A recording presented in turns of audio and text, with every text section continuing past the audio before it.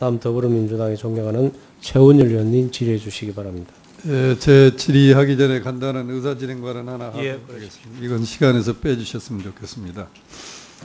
외부에서 저희 의원들께 가장 문제라고 지적한 것 중에 하나가 자기 질문만 하고 답변하는 사람한테 답변 기회를 주지 않는다. 이게 외부에서 보기에 제일 국회의 문제점 중에 하나라고 생각이 됩니다.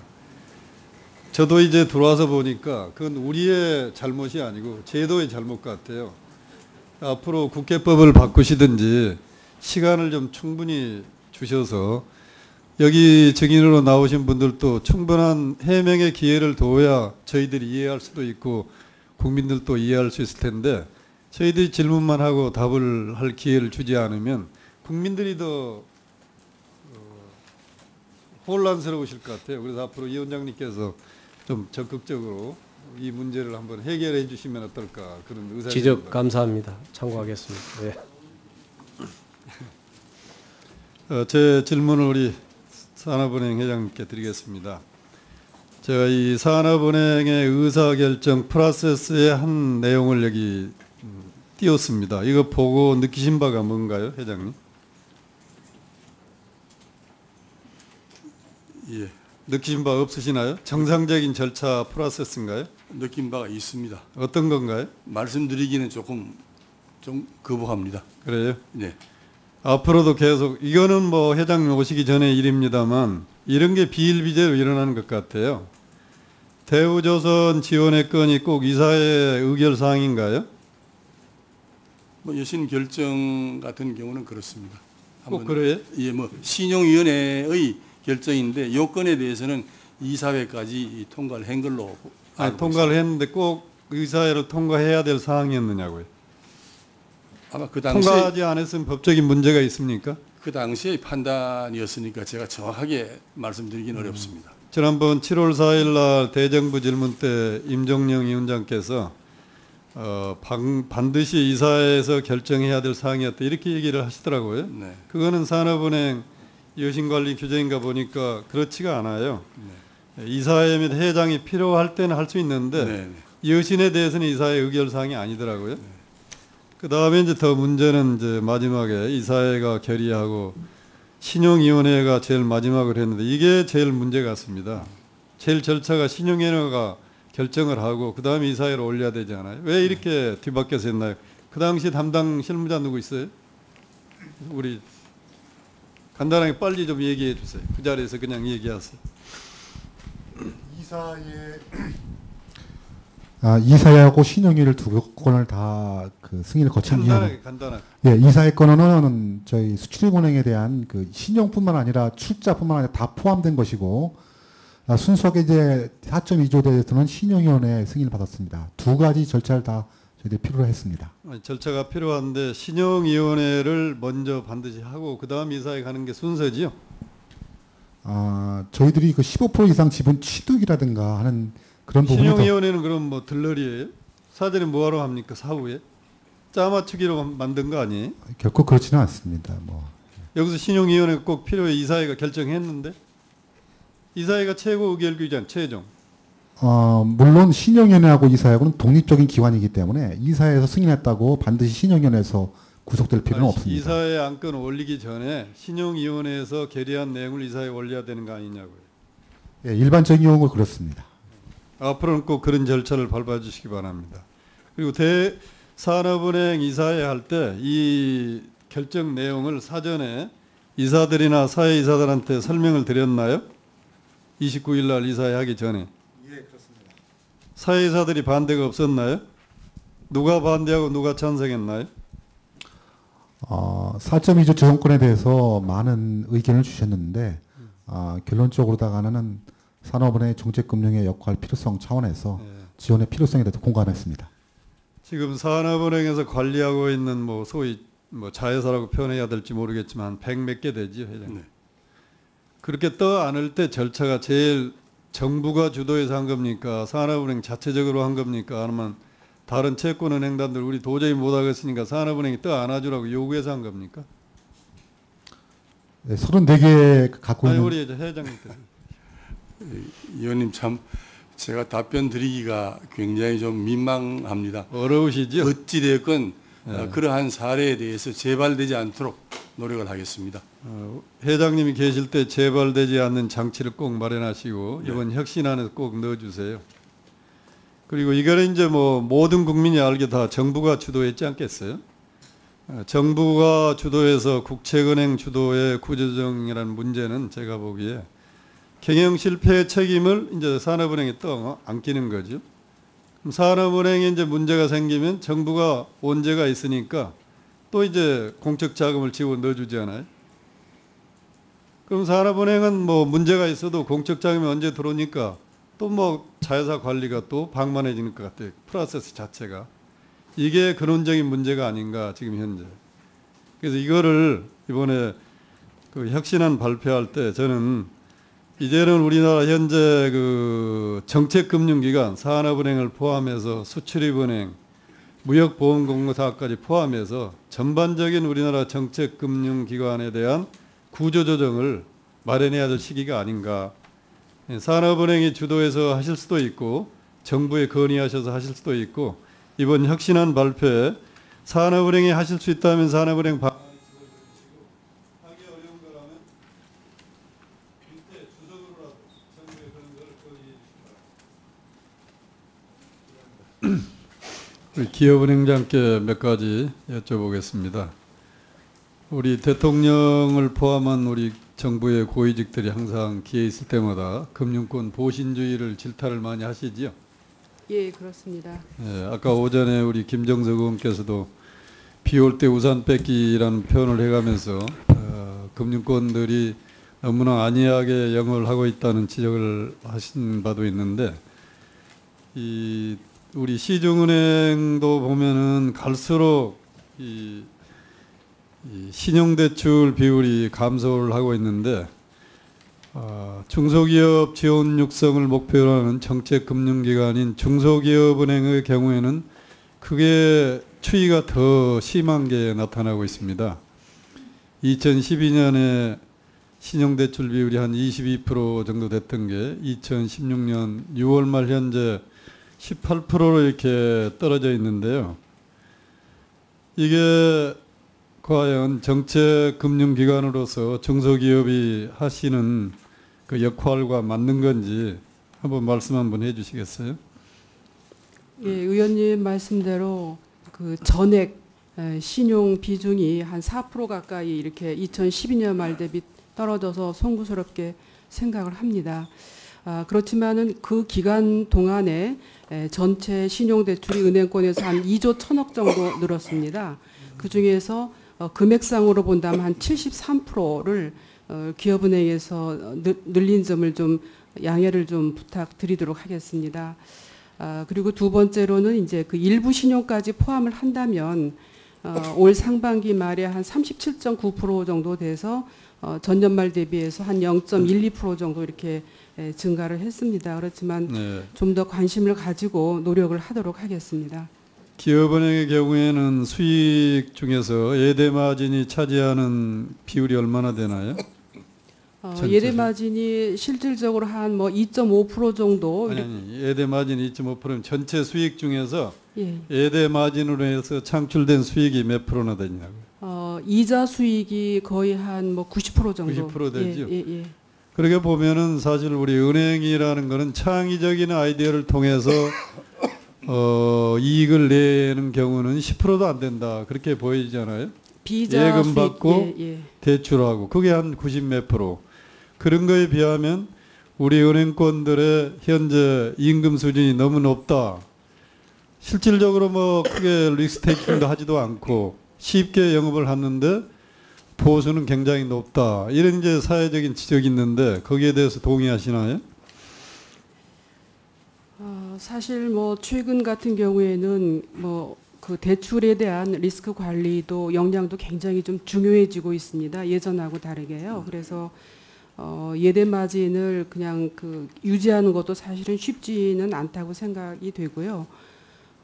저금리 상태에서 더 힘들긴 힘드시겠죠? 예, 앞으로는 그래도, 마진이 더 줄어들 걸로 예상이 됩니다. 기업은행의 본래 그 출발 취지에 맞게 보다 더 정교한 신용대출, 이 신용평가 모델 같은 걸 개발하셔서 담보는 없지만 기술력이 있는 그런 중소기업들한테 대출을 많이 늘리는 것이 중소기업의 고유한 업무가 아닌가 그렇게 생각이 되고요. 네네. 그 다음에 우리 기업은행의 전체 기술금융 규모가 여기에 이제 20조 7천억 이게 맞나요? 예, 6월 말 현재 20조 한 7천억 정도 됩니다. 우리 대통령께서는 기업은행이 20조 원의 기술금융을 해줬다고 해서 굉장히 좋아하신 것 같아요.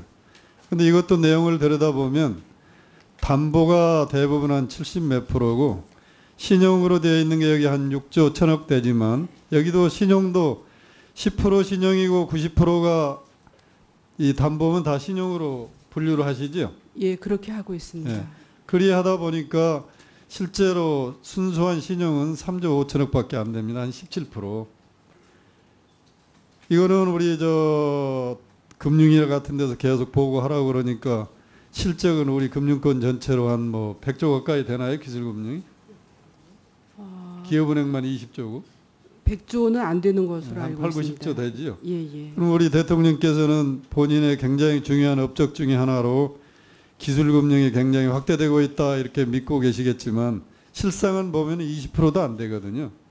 이거는 진짜 좀 문제가 많고 이 정부가 끝나고 다음 정부가 들어오면 또 슬그머냐마 기술금융은 없어져 버리지 않을까 그런 걱정이 드는데 어떻게 생각하세요? 중소기업에 있어서 최근에 뭐 기술력은 워낙 중요한 글로벌 경쟁력이기 때문에 이 기술금융만큼은 계속될 것으로 저는 생각을 하고 있습니다. 사실 제가 생각하기에는 우리 은행들의 그 기술을 평가할 만한 그 기술 자체가 그렇게 높지는 않은 것 같아요. 예. 이런 현실에서 정부가 과도하게 기술금융을 확대하라. 이건 앞으로 굉장히 은행의 부실을 만들어낼 요인이 되지 않을까 그런 걱정도 많이 듭니다. 그리고 기술 신용 기반의 융자보다는 실제로 이 투자 형태로 지원해 준 것이 장기적으로 도움이 될 텐데 우리 기업은행에서 융자해 준 게 20조 정도 되면 투자는 어느 정도 하고 계세요? 자본 투자? 자본 투자는 일반적으로 저희가 1년에 한 3천억 정도 이렇게 하고 있습니다. 제가 가지고 있는 자료에 의하면 다 해서 지금 한 1,600, 1,800 정도밖에 안 되던데요. 기술금융 쪽은 그렇게 되고요. 제가 드린 말씀은 전체적으로 은행에서 투자하고 있는 거는 한 1년에 3천억 정도 이렇게 되고 있습니다. 그러니까 뭐 여러 가지 평가상의 어려움도 있으시겠지만 정말로 앞으로 우리나라 은행이 살려면 이런 기술을 개발해야 될 것 같아요. 신용평가 모델을 개발하고 그렇게 해서 너무 쉽게 영업하시는 그런 관행을 탈피해야 한국 금융이 살아남지 지금 식으로 그냥 건전성 그것만 생각해서 담보 위주의 대출을 계속 한다면 우리나라 금융은 미래가 없다. 저는 그렇게 생각하는데 기업은행장께서 정말 선도적으로 이런 데 앞장을 좀 서주셨으면 합니다. 예, 잘 알겠습니다. 예, 최은열 의원님 수고하셨습니다. 다음은 더불어민주당의 존경하는 최은열 의원님 질의해 주시기 바랍니다. 예, 밤늦게까지 수고 많으십니다. 우리 이 회장님께 몇 가지 여쭙겠습니다. 지금은 뭐 조선해운 쪽 구조조정이 이루어지고 있지만 앞으로 또 철강 부분에서도 이 못지않은 또 큰 구조조정이 이루어져야 될 것 같고 또 3년 이상 이자 보상 비율이 100% 미만인 그런 기업을 우리가 한계 기업이라고 정의했을 때 한 3,500개 기업들이 지금 대기하고 있는 그런 상태잖아요. 그래서 분명하게 어떤 구조조정의 원칙을 잘 세우지 않으면 앞으로 더 혼란이 많이 올 것 같다 이런 생각이 듭니다. 그런 차원에서 이제 산업은행이 더 중심을 잡고 잘 해주시기를 바라고요. 수출 의존도가 높은 우리나라와 같은 경우에 해운이라는 건 굉장히 중요한 우리 산업의 인프라지 않습니까? 근데 앞으로 세계 경제가 뭐 회복할 가능성이 그렇게 잘 보이지도 않고 그렇다면 이제 물동량도 계속 줄고 할 텐데 중요한 해운업은 반드시 살려야 되겠죠. 네. 그러나 해운업을 살리는 거하고 특정한 회사를 살린 건 완전히 별개의 문제다. 예. 이걸 분명히 구분을 좀 잘 해주셔야 되는데 오늘도 뭐 우리 질의하는 과정에서 그게 굉장히 좀 혼재되어 있는 것 같습니다. 예. 그래서 앞으로는 우리 사회 대기업이나 특히 재벌들 이익이 생기면 개인이 향유하고 손실이 생기면 사회로 환원하는 이러한 이제 악습을 이제 끊어야 되거든요. 그런 차원에서 보면 이번에 이제 금융 당국이 산업은행을 포함한 이 한진해운을 처리하는 것은 우리나라의 대마불사의 신화를 깨는 획기적인 하나의 전기는 마련했다. 굉장히 저는 긍정적으로 평가하고 싶습니다. 다만 이 문제 이렇게 됐을 때 그 뒤에 올 수 있는 여러 가지 이제 물류의 대란이라든지 이런 걸 종합적으로 판단해서 거기에 대한 대책이 미비했던 건 굉장히 아쉬운데 그건 뭐 아까 말씀하셨듯이 산업은행만이 혼자서 할 일은 아닌 것 같고 정부의 컨트롤 타워가 있어야 되는데 이 문제는 정부의 컨트롤 타워의 부재가 훨씬 더 큰 문제다. 앞으로도 이런 혼선이면 굉장히 나라가 어지러울 것 같아요. 또 한 가지는 이 한진해운의 대마불사의 신화는 깼는데 대우조선도 비슷한 상황인데 왜 대우조선에 대해는 적용하는 잣대하고 한진해운에 적용하는 잣대는 다를까? 여기에 대해서 한번 말씀해 주시죠. 사실은 한진해운과 대우조선을 비교하는 것은 맞지 않습니다. 왜냐하면은 한진해운은 이미 바로 직전에 현대상선이라는 하나의 샘플이 있기 때문에 같은 해운이고 같은 구조조정이라는 차원에서 현대상선과 비교하는 것이 오히려 합당하다라고 저는 보고 있습니다. 간단하게 말씀해 주시고요. 네. 제가 생각하기에는 여기에서 대마불사가 또 다르다. 대우해양조선의 경우에는 금융권의 여신이 한 15조 내지 16조 정도 되죠. 한진해운의 경우는 한 1조 남짓밖에 안 되고 한진해운 4조 8천억. 4조 8천억입니까? 네, 그런 차이에서 오는 차별화는 아니죠. 그건 아닙니다.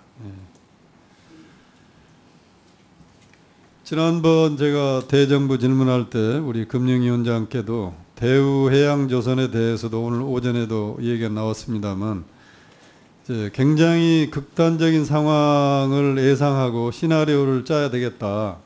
그런 이제 요구를 한 적이 있거든요. 네. 그러니까 그것이 현실화 안 되기를 우리가 간절히 바라지만은 우리 미래는 너무나 불확실하지 않아요. 네. 손원권 문제가 우리가 예상대로 풀리지 않고 하면은 완전히 자본 잠식으로 가고 상장 폐지되고 또 다른 유동성 이기가 오면 그때 가면 이제 더 큰 돈이 들어갈 거 아니겠습니까? 네. 이러한 상황에 대비해서 하여튼 컨틴전트 플랜을 산업은행이나 정부가 이제 공개적으로는 못 하시겠죠. 시장이 주는 영향력이 워낙 크기 네, 때문에 네. 이제는 세워야 될 시기가 점점 오고 있다. 이미 세워져 있습니다. 세워져 있습니까? 네. 다행이시네요. 그럼 간단한 거 하나 여쭤보겠습니다. 아까 산업은행이 계열사를 132개인가를 이제 매각해야 되는데 산업은행이 어떻게 하느냐에 따라서 우리나라 IB 산업이 발전할 수도 있고 후퇴할 수도 있고 그럽니다. 네. 거기 이제 많은 주관사 회사들이 참여하잖아요. 네. 근데 지금까지 보면은 산업은행이 자회사를 매각할 때 특정한 외국계 그 IB한테 이 주관사 매각을 굉장히 이렇게 집중적으로 몰아주는 그러한 그 징후가 좀 보여서 제가 몇 차례 자료 요청을 했거든요. 그런데 또 시원한 답을 주지를 않아요. 그래서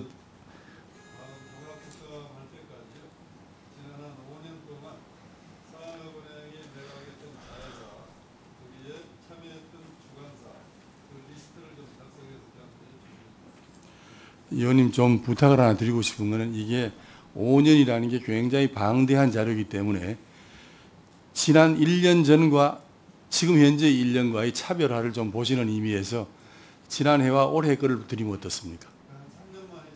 예. 그래서 사실은 내용적으로 굉장히 많은 변화를 시도.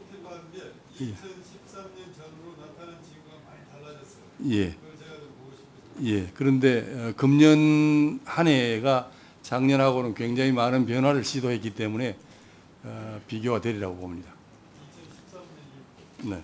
다음은 더불어민주당의 존경하는 최은열 의원님 질의해 주시기 바랍니다. 예, 산업은행 회장께 다시 한번 컨펌을 하겠습니다. 아까 제가 그 대우해양조선의 경우 이제 자본 잠식에서 탈출하지 못하고 상장 폐지되고 또 다른 유동성 위기까지 포함해서 극단적인 상황을 예상하고 컨틴전트 플랜을 만들어 보신 것 같은 거는 그거 하고 계신다고 그랬잖아요. 네. 근데 지난번 임종영 위원장은 그런 상황은 전혀 상정하고 있지 않다 이렇게 답을 냈거든요. 네. 그래서 그 뒤로 변한 상황입니까? 어떻습니까? 기본적으로 대우조선에 대해서는 한 서너 가지의 안을 가지고 있습니다. 예. 단지 그게 시장에 미치는 영향을 감안해서 준비되어 있는 그런 상태에 있습니다. 아까 그 수치로 우리 회장님이 잘 착오된 수치가 하나 있어서 한진해운의 경우에는 금융권 여신이 지금 1조네요. 1조 177억. 4조가 아니고. 4조 8천억에 저희 여신이 1조 0800. 거기 여신이 6,670억이고. 예, 1조 0800인데요. 예? 그건 다시 한번 나중에 확인해 보시고요. 예. 그 다음에 이제 그 대우해양조선의 문제인데 이거는 이제 산업은행이 관리 감독에 책임이 있기 때문에 이 부분도 어떻게 생각하는지 여쭤보고 싶습니다. 그 2015년에 이제 분식회계 감사를 부실하게 했던 안진회계법인 있잖아요. 그런데 그 안진회계법인한테 또 대우해양조선의 재무 진단을 안진회계법인의 계열사한테 맡기거든요. 네. 이건 공인회계사법 21조 이렇게 보면은 그게 그런 이해상충이 있는 경우에는 대통령령으로 업무를 허용해서는 안 된다고 그러는데 아직 대통령령이 발표는 안 됐습니다만 일반적으로 보기에 그건 이해상충의 문제가 있지 않나요? 네. 정확한 내용을 제가 모르겠습니다만 지금 의원님 말씀하시는 내용으로 본다면 이해상충의 여지가 있어 보입니다. 그런 거는 그 감독하는 은행 입장에서 엄격한 조치를 취하시는 게 좋을 것 같고 그 다음에 이제 산업은행의 경우에도 약간 그런 문제가 있더라고요. 2012년부터 15년까지 산업은행에 감사를 했던 게 삼정회계법인이죠. 네. 그런데 또 여기가 대우해양조선은 또 이제 산업은행에서 또 관리를 해야 되는 그런 회사에 재무실사를 또 삼정회계법인에 또 맡겨요. 이것도 좀 문제가 있는 거 아니겠어요? 네. 그런 건 반드시 좀 바로 잡아주시고 앞으로 이런 일이 재발되지 않도록 좀 해주셨으면 합니다. 이상입니다.